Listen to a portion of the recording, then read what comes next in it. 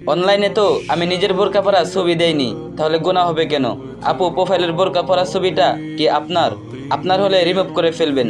জানেন তো, নারীদের জন্য পর্দা ফরজ। সেক্ষেত্রে নিজের ছবি দিয়ে রাখা নিজের আমল নামাই গুনাহ বাড়ানোর সিদ্ধান্ত ছাড়া আর কিছুই না।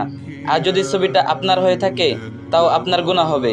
কারণ আপনি যেই কার্টুন অথবা বোরকা পরা নারীর ছবি দিয়ে রেখেছেন, এরা তো পর্দাশীল না, এরা হচ্ছে মডেল। তাই এদের ছবি দিলে এই মেয়ের গুনাহের ভাগীদার আপনিও হবেন।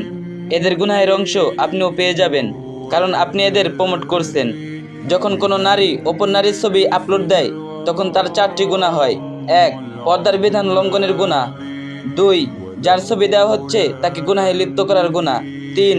পুরুষকে গুনাহে লিপ্ত করার গুনাহ। 4. নকল ছবি দিয়ে মানুষকে আকৃষ্ট করে প্রতারণা করার গুনাহ। জাহান্নামের আগুনের তাপ কত জানেন? দুনিয়ার থেকে 70 গুণ বেশি। চাইলে রান্নাঘরে গিয়ে একটু চুলার ওপর আগুনে হাত রাখার চেষ্টা করুন, কতক্ষণ রাখতে পারবেন? এর থেকেও 70 গুণ বেশি তাপ জাহান্নামে। সময় থাকতে ভেবে দেখুন, এখনো সময় আছে। ছবিগুলো প্রোফাইল স্টোরি থেকে ডিলিট করে ফেলুন। অনেক মেয়েরা আছে যারা বাস্তব জীবনে অথবা সোশ্যাল মিডিয়াতে নিজেকে প্রদর্শন করে।